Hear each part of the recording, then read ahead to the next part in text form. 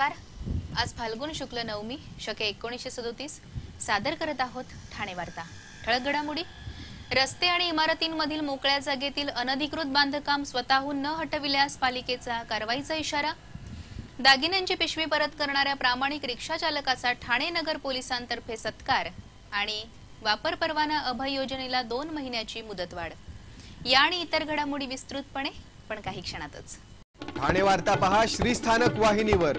आता सकाळी 9:15 पासून रात्री 9:15 पर्यंत ठाणे वार्ता, ठाण्यातील पहिलं दृकश्राव्य माध्यम। श्रीस्थानक वाहिनी ठाण्याची स्वतःची वाहिनी। ठाण्यातील घडामोडी, कार्यक्रम, वादविवाद, अगदी गाणी, नाटक याचा आनंद घर बसल्या पहा श्रीस्थानक वाहिनी। आपल्या ठाण्याचं हक्काचं व्यासपीठ श्रीस्थानक वाहिनी। ठाणे वार्ता आता संकेतस्थळावर देखील ठाणेवार्ता.com वर क्लिक करा आणि ठाण्याच्या घडामोडी जाणून घ्या। ठाण्यातील पहिलं ऑनलाईन माध्यम ठाणेवार्ता.com। नमस्कार मंडळी, दर रविवारी पाहायला विसरू नका। नमस्कार मंडळी, आपल्या प्रश्नांचं थेट उत्तर। ठाणे वार्ता पहा श्रीस्थानक वाहिनीवर। आता सकाळी 9:15 पासून रात्री 9:15 पर्यंत ठाणे वार्ता, ठाण्यातील पहिलं दृकश्राव्य माध्यम। ठाण्यातील रस्ता रुंदीकरण मोहिमेनंतर महापालिका प्रशासनाने आता पालिका क्षेत्रातील रस्ते आणि इमारती यामधील मोकळ्या जागेत अनधिकृतपणे करण्यात आलेल्या बांधकामांना लक्ष्य केलं आहे। असे बांधकाम करणाऱ्यांनी येत्या 15 दिवसात अशी बेकायदा बांधकामे स्वतःहून काढावीत, अन्यथा पालिकेच्या वतीने संबंधित अनधिकृत बांधकाम यावर कारवाई करून त्याचा खर्च संबंधितांकडून वसूल करण्याची तंबीही पालिका आयुक्तांनी दिली आहे। ठाणे महानगरपालिका क्षेत्रात मंजूर विकास आराखड्यानुसार आणि मंजूर विकास नियंत्रण नियमावलीनुसार दाखल नकाशे मंजूर करण्यात येतात। त्यानुसार सेक्टर निहाय आणि अनुज्ञेय वापरानुसार रस्ताभिमुख मार्जिनल जागा मंजूर करण्यात येते। परंतु या मोकळ्या जागेमध्ये अनेक सोसायटी आणि गाळेधारकांनी वाढीव अनधिकृत बांधकाम केल्याचे निदर्शनास आल्याने पालिका आयुक्तांनी ही बांधकामे हटवण्याचा निर्णय घेतला आहे। या आदेशानुसार सर्व संबंधित इमारत आणि इमारती समोरील रस्ता यामधील मोकळ्या जागेमध्ये केलेले वाढीव अनधिकृत बांधकाम नोटीस मिळाल्यापासून 15 दिवसांच्या आत स्वखर्चाने काढून घेण्याचा इशारा दिला आहे। ठाणेकरांच्या सोयीकरिता विनापरवाना वापर सुरू असलेल्या अनधिकृत बांधकामांना दंडामध्ये सूट देऊन वापर परवाना देण्याच्या अभय योजनेला महापालिका आयुक्त संजीव जयस्वाल यांनी 60 दिवसांची अंतिम वाढीव मुदतवाढ दिली आहे। महापालिका क्षेत्रातील भोगवटा प्रमाणपत्र नसणाऱ्या या इमारतींसाठी दंडामध्ये सूट देऊन वापर परवाना मंजूर करण्याची योजना सन 2014 पासून अस्तित्वात आहे। मात्र या अभय योजनेला सहकारी गृहनिर्माण सोसायटी भोगवटाधारकांकडून पुरेसा प्रतिसाद न मिळाल्याने ही अभय योजना बंद करण्याचा निर्णय महापालिकेने घेतला आहे। तसेच नागरिकांना अखेरची संधी मिळावी या दृष्टिकोनातून या अभय योजनेला 60 दिवसांची मुदतवाढ दिली आहे।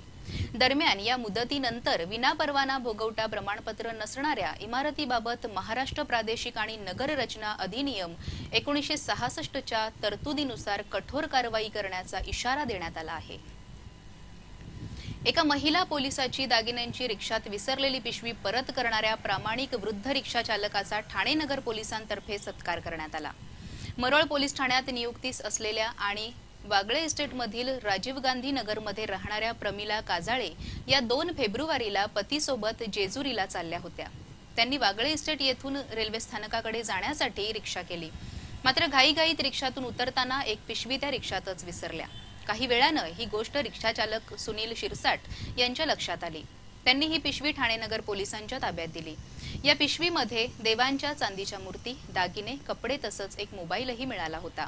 या मोबाईलच्या आधारे पोलीस उपनिरीक्षक मंगेश कड यांनी काजाळे यांचा शोध घेतला आणि काल ही बॅग काजाळे यांच्या स्वाधीन केली। त्याचवेळी प्रामाणिक वृद्ध रिक्षाचालक सुनील शिरसाट यांचा ठाणे नगर पोलीस ठाण्याचे वरिष्ठ पोलीस निरीक्षक AP धर्माधिकारी यांच्या हस्ते सत्कार करण्यात आला। होळी आता काही दिवसांवर आली असल्याने मिष्ठानांसाठी लागणाऱ्या माव्यात भेसळ करणारी टोळी सक्रिय झाली आहे। या टोळीचा कणा मोडण्यासाठी अन्न आणि औषध प्रशासन विभागाचे भरारी पथक सतर्क झाले आहेत। अन्न आणि औषध प्रशासनाच्या भरारी पथकाने छापेमारी करून तब्बल 4 लाखांचा भेसळयुक्त मावा जप्त केला आहे। ठाणे, नवी मुंबई, तुर्भे, उल्हासनगर, पालघर, मीरा भाईंदर, वसई, भिवंडी, कल्याण आणि ठाण्याच्या ग्रामीण भागातील मिठाई दुकानात पुरवठा करण्यात आलेल्या माव्याचे नमुने तपासणीसाठी घेण्यात येत आहेत। यासाठी अन्न आणि औषध प्रशासनाच्या 10 भरारी पथकांनी 1 मार्च ते 15 मार्च 2016 या कालावधीत माव्याचे 24 नमुने तपासणीसाठी घेतले। यापैकी 18 नमुने भेसळयुक्त असल्याचे उघड झाले, तर 2 नमुने हे अपायकारक असल्याचे निष्पन्न झाले। त्यानुसार केलेल्या कारवाईत 2064 किलो मावा जप्त करण्यात आला। जिज्ञासा छात्र सेनेचा 22वा दीक्षांत समारंभ अलीकडेच संपन्न झाला। जिज्ञासा ट्रस्ट तर्फे गेली 22 वर्ष कार्यरत असणाऱ्या छात्र सेनेचे वर्ग दर रविवारी सकाळी DAV public school Airoli, Savitri Devi थिराणी विद्यामंदिर वर्तकनगर येथे आयोजित केले जातात। जिज्ञासा छात्रसेनेची मानवंदना लष्करी संचलनाने झाली। यानंतर जिज्ञासा छात्र सैनिकांनी अभ्यासक्रमातील विविध नेत्रदीपक प्रात्यक्षिक सादर केली। यामध्ये रायफल शूटिंग, संगिनीच्या सहाय्याने हातगाईची लढाई, सेक्शन अटॅक, स्वसंरक्षण, बॉम्बस्फोटानंतरचा प्रथम उपचार अशा विविध गोष्टींचा समावेश होता। यावेळी यशस्वी छात्र सैनिकांना पदक आणि प्रमाणपत्र प्रदान करण्यात आली। समर्थ भारतासाठी विद्यार्थ्यांनी सेना दलात अधिकारी म्हणून प्रवेश करून देशाची सेवा करावी असं आवाहन वैशाली रोडे यांनी यावेळी मुलांना केलं। या कार्यक्रमास जिज्ञासाचे हितचिंतक आणि छात्र सेनेचे पालक मोठ्या संख्येने उपस्थित होते। जिल्ह्यातील वालधुनी आणि उल्हास नदीच्या शुद्धीकरणासाठी केंद्र शासनाने निधी द्यावा अशी मागणी कल्याणचे खासदार श्रीकांत शिंदे यांनी केली आहे। लोकसभेत नियम 377 अन्वये चर्चा उपस्थित करताना त्यांनी ही मागणी केली। देशातील सर्वच महत्त्वाच्या नद्यांच्या शुद्धीकरणासाठी कालबद्ध कार्यक्रम हाती घेऊन हे प्रकल्प राष्ट्रीय प्रकल्प म्हणून घोषित करण्याची मागणीही त्यांनी यावेळी केली। वालधुनी नदीचे रूपांतर नाल्यात झाले आहे। या नदीच्या शुद्धीकरणासाठी मिठी नदीच्या धर्तीवर वालधुनी नदी प्राधिकरणाची स्थापना करण्यात आली आहे। या नदीच्या शुद्धीकरणाचा अंदाजे 650 कोटींचा खर्च स्थानिक संस्थांनी करावा असं सरकारचं म्हणणं आहे। मात्र आधी जकात आणि नंतर स्थानिक संस्था कर बंद झाल्यामुळे स्थानिक स्वराज्य संस्थांचं कंबरड मोडलं आहे। नद्या अशुद्ध होणं ही केवळ एका प्रांताची समस्या नसून संपूर्ण देशात अशीच परिस्थिती आहे। त्यामुळे केंद्र शासनाने देशातील महत्त्वाच्या नद्यांची शुद्धीकरणाची मोहीम हाती घ्यावी आणि त्यासाठी स्वतंत्र निधीची तरतूद करावी अशी आग्रही मागणीही खासदार श्रीकांत शिंदे यांनी यावेळी केली। ठाणे वार्ता पहा श्रीस्थानक वाहिनीवर। आता सकाळी 9:15 पासून रात्री 9:15 पर्यंत ठाणे वार्ता, ठाण्यातील पहिलं दृकश्राव्य माध्यम। आपला परिसर स्वच्छ आणि सुंदर ठेवण्यासाठी ठाणे महापालिकेत सहकार्य करा। ओला सुका कचरा वेगवेगळा जमा करा आणि रोगराईपासून मुक्तता मिळवा। ठाणे वार्ता आता संकेतस्थळावर देखील ठाणेवार्ता.com वर क्लिक करा आणि ठाण्याच्या घडामोडी जाणून घ्या। ठाण्यातील पहिलं ऑनलाईन माध्यम ठाणेवार्ता.com। डॉक्टर आणि रुग्णांचं पिढ्यानपिढ्यांचं जिव्हाळ्याचं नातं म्हणजेच डॉक्टर बेडेकर हॉस्पिटल आता अत्याधुनिक सोयी सुविधा आणि तंत्रज्ञान युक्त वंध्यत्व निवारण केंद्रात IVF आणि टेस्ट ट्यूब बेबीची ही सुविधा। डॉक्टर बेडेकर हॉस्पिटल, महर्षी कर्वेपथ, ठाणे। 65 वर्षांची निरंतर सेवा। ठाणे वार्ता पहा श्रीस्थानक वाहिनीवर। आता सकाळी 9:15 पासून रात्री 9:15 पर्यंत ठाणे वार्ता, ठाण्यातील पहिलं दृकश्राव्य माध्यम। वर्तकनगर येथील नाला डम्पिंग ग्राउंड झाल्याकडे लक्ष वेधण्यासाठी महाराष्ट्र नवनिर्माण सेनेतर्फे नाल्यात उतरून निषेध आंदोलन करण्यात आलं। वर्तकनगर येथील नाला हा नाला न राहता कचऱ्याच्या ढिगामुळे पूर्ण भरला आहे। एकीकडे स्वच्छता कर घेतला जातोय, स्वच्छता अभियानाच्या जाहिराती सध्या सर्वत्र झळकत आहेत, पण प्रत्यक्षात प्रशासन मात्र कुठेही स्मार्ट झाल्याचं दिसत नाही। ठाणेकरांना स्मार्ट ठाण्यापेक्षा स्वच्छ ठाणे ही ओळख जास्त आवडणारी आहे। म्हणून प्रशासनाला जाग येण्याकरिता महाराष्ट्र नवनिर्माण सेनेच्या कार्यकर्त्यांनी या नाल्यामध्ये उतरून निषेधाचे फलक झळकावले। उल्हासनगरच्या वाहतूक शाखेने आज विविध रिक्षांवर कारवाई केली।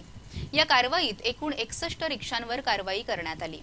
यामध्ये परवाना नसणं, कागदपत्र नसणं, गणवेश बॅच नसणं अशा विविध कारणांसाठी 41 रिक्षा चालकांवर कारवाई करण्यात आली, तर योग्य कागदपत्र नसल्यामुळे 7 रिक्षा जप्त करण्यात आल्या। वाहतूक शाखेतर्फे रिक्षांवर कारवाई केली जात असल्याची कुणकुण रिक्षा चालकांना लागताच अनेक रिक्षा चालकांनी आपली रिक्षा बंद ठेवणंच पसंत केलं, तर काही रिक्षावाले रिक्षा घेऊन पसार झाले। ही कारवाई आता वाहतूक शाखेतर्फे वेळोवेळी केली जाणार आहे। राज्यात 80% कौटुंबिक उद्योग असून या उद्योगांना सरकारी तसेच सामाजिक संस्थांचे सहकार्य मिळवून देण्याचा प्रयत्न महाराष्ट्र चेंबर ऑफ कॉमर्स करणार आहे। तरुणांमध्ये व्यवसायाभिमुख स्वाभिमान जागृत केला तरच खऱ्या अर्थाने मेक इन महाराष्ट्र बनू शकेल, असे मत महाराष्ट्र चेंबर ऑफ कॉमर्सचे अध्यक्ष शंतनू भडकमकर यांनी व्यक्त केलं आहे। भडकमकर यांनी ठाण्याचे महापौर संजय मोरे यांची सदिच्छा भेट घेतली, त्यावेळी ते बोलत होते। जिल्ह्याला औद्योगिक वारसा लाभला होता, पण काळाच्या ओघात ठाण्याच्या उद्योग नगरीला घरघर लागून ते आता गृहसंकुलांचे ठाणे बनले आहे। हा औद्योगिक वारसा जपण्यासाठी त्यावर लक्ष केंद्रित करून शहरातील छोट्या उद्योगांना प्रोत्साहन देणे हाच महाराष्ट्र चेंबर ऑफ कॉमर्सचा मुख्य उद्देश आहे। त्यासाठी सरकारी तसेच सामाजिक संस्थांच्या सहकार्याची आवश्यकता असल्याचे मत भडकमकर यांनी व्यक्त केले। यशस्वी उद्योजकांना एकत्र आणणे, तरुणांमध्ये व्यवसायाभिमुख स्वाभिमान जागृत करणे, धोरणात्मक पातळीवर अभ्यासपूर्ण काम करणे हेच महाराष्ट्र चेंबर्सचे उद्दिष्ट आहे। महापौरांनी ठाण्याची औद्योगिक शहर अशी असलेली ओळख पुन्हा मिळवण्याकरिता शहराबाहेर गेलेले उद्योग पुन्हा परत आणण्यासाठी महाराष्ट्र चेंबरच्या सहाय्याने महापालिकेच्या माध्यमातून प्रयत्न करणार असल्याचं नमूद केलं। यावेळी ठाणे महापालिका राबवित असलेल्या उपक्रमांची आणि स्मार्ट ठाण्यासाठी राबवित असलेल्या प्रकल्पांची माहिती अतिरिक्त आयुक्त अशोक कुमार रणखाम यांनी दिली। पाण्यासाठी स्थानिक प्राधिकरणांनी प्रस्ताव दिल्यास जिल्ह्यातील खासगी विहिरी अधिग्रहित करण्यात येतील, अशी माहिती ठाण्याच्या जिल्हाधिकारी अश्विनी जोशी यांनी दिली आहे। राज्य शासनातर्फे 22 मार्च हा दिवस जलदिन म्हणून साजरा करण्यात येतो। त्याचे औचित्य साधून 16 ते 22 मार्च या कालावधीत जलजागृती सप्ताह ठाण्यात साजरा होत आहे। या सप्ताहाचे उद्घाटन जिल्हाधिकाऱ्यांच्या हस्ते झाले, त्यावेळी त्या बोलत होत्या। यावेळी बोलताना जिल्हाधिकाऱ्यांनी पाण्याचा पुनर्वापर आणि पाणी गळती रोखण्यासह पाण्याचा काटकसरीने वापर करण्याचे आवाहन केले। तसेच जिल्ह्यातील सर्व महापालिका आणि प्राधिकरणांनी रेन वॉटर हार्वेस्टिंग सारखे प्रकल्प राबविणे गरजेचे बनले असून या प्राधिकरणांनी जिल्हा प्रशासनाकडे प्रस्ताव दिल्यास सर्व खासगी विहिरी अधिग्रहित करून पिण्याच्या पाण्याची अतिरिक्त व्यवस्था करण्यात येईल, असे जिल्हाधिकारी अश्विनी जोशी यांनी सांगितले।